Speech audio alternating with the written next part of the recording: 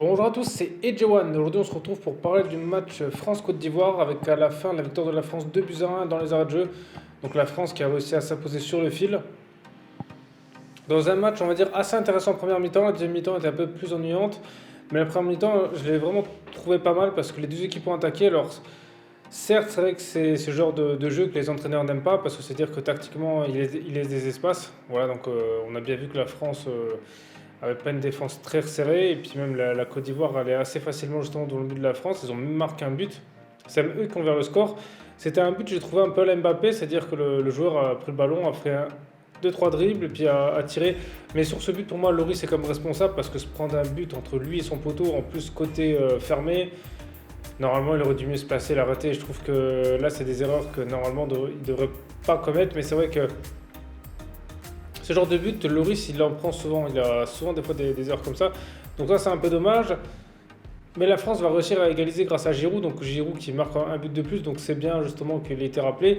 Il montre qu'il marque. Et c'est vrai que c'est pour ça que pour moi, il a encore sa place. Et j'ai trouvé ça dommage quand même qu'il ait pu rappeler en équipe de France depuis l'Euro. Parce qu'au final, quand il est là, bah, il marque. Et je pense que c'est important. C'est vrai que dans le jeu, il est peut-être un peu moins présent. Mais bon, le but, c'est de marquer. Et c'est ce genre de joueur, des fois, qui manque à certaines équipes pour finaliser le match. Et donc, pour la première mi-temps, bah, c'est vrai que c'était assez ouvert. Les deux équipes, ils attaquaient.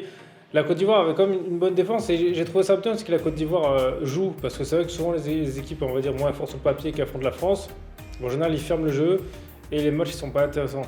Et là, au moins, c'était assez intéressant à regarder parce que c'est assez rare pour un match amical. C'est d'habitude, c'est pas trop intéressant, il n'y a pas trop d'occasions.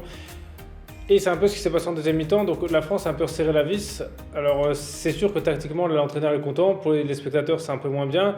Après, malheureusement, certes, ils marquent, ils gagnent à la fin du match, mais j'ai trouvé qu'ils n'étaient pas super dangereux. Ils ont eu une ou deux occasions, voilà, qu'ils ont failli marquer.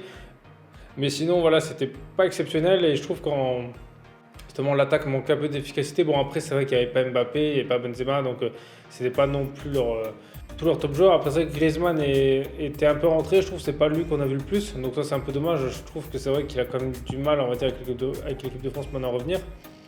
Après, sinon, c'est vrai, au milieu de Chouameni, là, il a bien joué.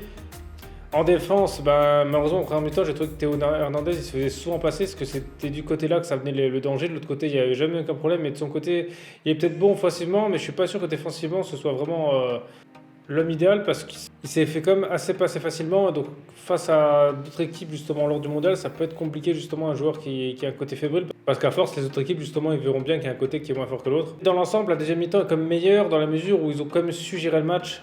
Et je pense que ça qui est important parce que si on joue comme, comme en première mi-temps à faire que de l'attaque, là malheureusement ça peut être payé très cher contre des équipes justement d'un très bon niveau parce que si on attaque et que derrière ça marque pas, eh ben, l'autre équipe en contre elle peut faire vraiment très mal et marquer presque à chaque but.